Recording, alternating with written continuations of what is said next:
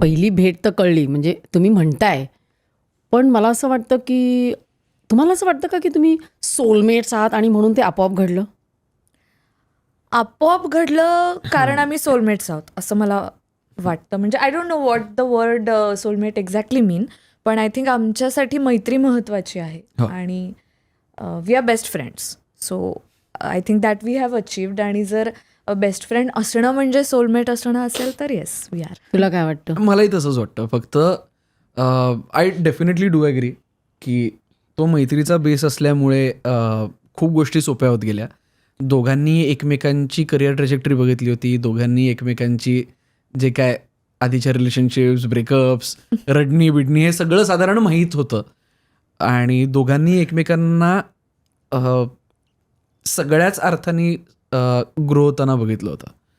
आणि त्यामुळे जेव्हा असं वाटायला लागलं की ओके हे म्युच्युअल आहे, तेव्हा समोरची व्यक्ती कशी आहे याबद्दल कुठेही कन्फ्युजन नव्हतं, कुठेही की करून बघूयात असं नव्हतं. एक श्युरिटी होती. आता त्याला सोलमेट्स म्हणायचं का नाही माहीत नाही, या पण ते घडून गेलं. त्यातल्या काही गोष्टी घडवाव्या लागल्या आणि काही गोष्टी घडून गेल्या. We will come to that.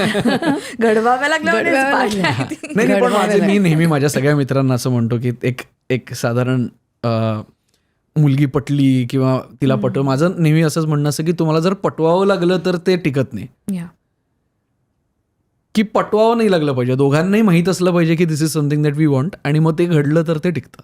आणि तसं झालं. या पण मग ते पहिली जी काय नजरभेट झाली म्हणजे वॉट एव्हर, जी तेव्हा काय असं हे नव्हतं, तिथपासून पहिली डेट हा प्रवास तेव्हा ते असं एक इन्फॅच्युएशन म्हणा की आकर्षण असं जे वाटत राहतं ना, तो कसा झाला? म्हणजे तुला विचारते मी शिवानी पहिले की तो कसा झाला? कारण पहिल्यांदा तर तू त्या नाटकामध्ये होतीस ना, आणि मग ते पहिली डेटला कोणी कोणाला विचारलं? Date I don't remember.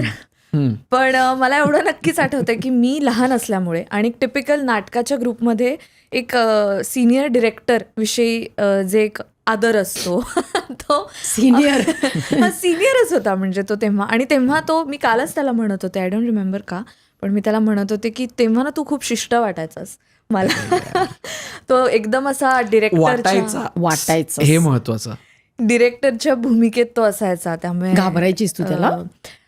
घाबरायचे नाही मी त्याला, पण मी मोकळेपणाने बोलायचं नाही एवढं नक्की. सो एक थोडंसं इन्फॅच्युएशन होतं तेव्हा डेफिनेटली माझ्या साईडनी डेफिनेटली होतं. पण तेव्हा काही मी त्याला डेटला येशील का वगैरे असं विचारण्याचा प्रश्नच नव्हता माझ्यात, तेवढी हिंमतच नव्हती एकतर.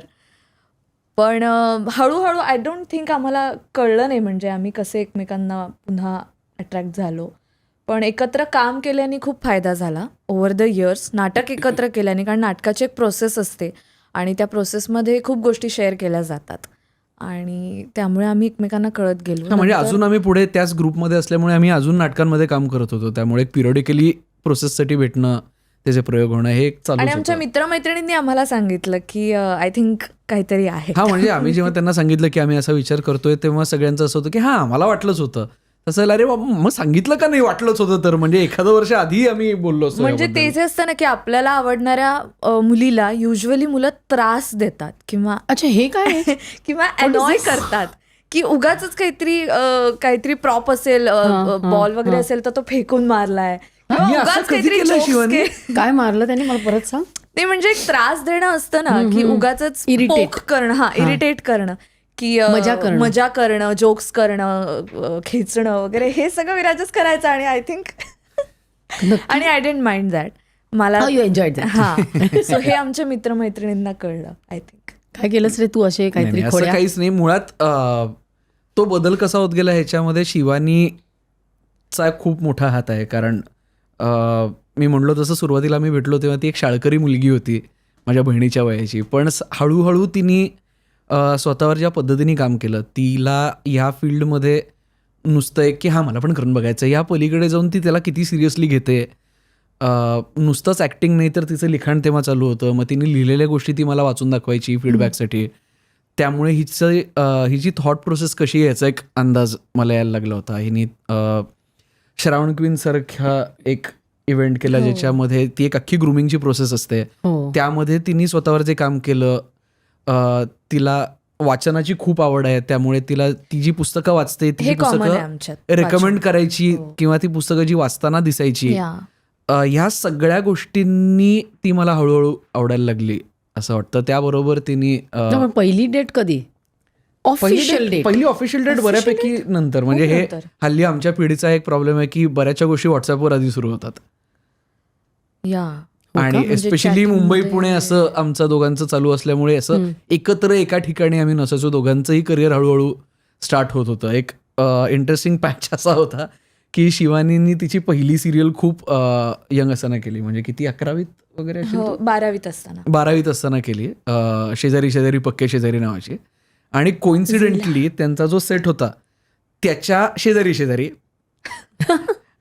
माझं कॉलेज होतं. मी जिथं फिल्म स्कूलला जात होतो विस्लिंग वुड्स. म्हणजे आमच्या कुंपणाच्या पलीकडे यांचा सेट असायचा. त्यामुळे तिथे जाता येता भेट आमची व्हायला म्हणजे तुम्ही लागली. असं जर आपण लंचला असं भेटूया वगैरे असं म्हणजे येतेस कारण का? कामच असायचं म्हणजे आणि तेव्हा मी अभ्यासात serial- वगैरे असायचो. पण त्यामुळे पण काही लिहिलं की मी त्याला बोलवायचं की हा तू- म्हणजे असं आमचं जास्त होत गेलं. त्यामुळे तो बॉन्ड आधी आमचा अपरोक्ष जास्त होत गेला. प्रत्यक्ष समोरासमोर पण त्यांना यायच्या आधी पहिली होत डेट गेला. कधी झाली पहिली हे पहिली date- नाही, wants to त्यामुळे know. हे ओके आहे, हे डन आहे असं ठरल्यावर मग पहिली डेट झाली. म्हणजे पहिल्या डेट पर्यंत वी वर शुअर की हे डन असं आहे नाही चल आपलं. आपण म्हणजे आता ते चल आपण आता डेटला जाऊया असं. आय थिंक त्याला आठवत नाहीये, हा, पण त्यामुळे तो तुला पॅनिक आठवतंय. होतोय आणि नाही, म्हणून अगं मला पहिली डेट अर्थात आठवतीये. I know, पुण्यामध्ये I'm आम्ही गेलो होतो. पण माझा म्हणण्याचा अर्थ आहे की असं नव्हतं की त्या डेटला जाऊन then let's see what happens.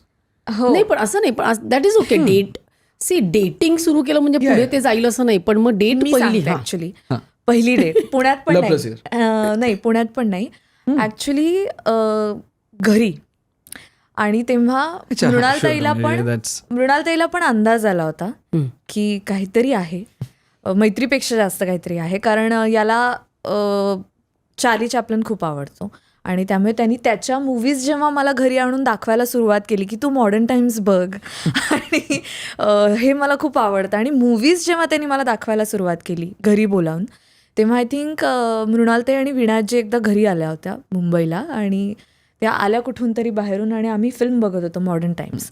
तर तेव्हा माझा आणि ताईचा असा एक लुक गेला. I think I Who remember is this doll? नाही नाही, तोपर्यंत थँकफुली शिवानीनी आईबरोबर काम ऑलरेडी केलं एक होतं फिल्म एकदा? केली होती अख्खी. हा. त्यामुळे ते न्यू. पण त्यामुळे आम्ही दोघींनी एकमेकांकडे बघितलं आणि समहाव वी न्यू की ओके दिस इज समथिंग, काहीतरी आहे. आणि आय थिंक ती मी पहिली डेट मानेन खऱ्या अर्थी. कारण हा, तेव्हा sure. घरीही थोडंसं कळू लागलं होतं. हम्म. आणि- पण असं नाही की चल मग आता आपण let's go on a date, इथे कॉफी पिऊया आणि लाईक मोर ऑफिशियल असं काही ते नव्हतं. पुण्यात. ते पुण्यात. तेच मी म्हणतोय. पण तोपर्यंत आमचं बऱ्यापैकी सेटल झालं होतं. म्हणजे मग इट वॉज जस्ट की अरे चला आता भेटून आपण.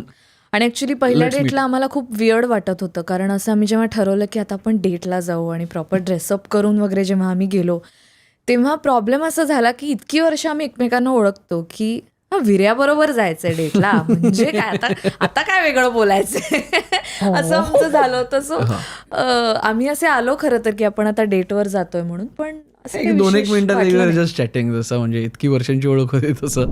ही क्लिप शेवटपर्यंत बघितल्याबद्दल खूप खूप धन्यवाद. संपूर्ण एपिसोड बघण्यासाठी खाली दिलेल्या लिंकवर क्लिक करा आणि सर्व काही चॅनलला सबस्क्राईब करायला विसरू नका.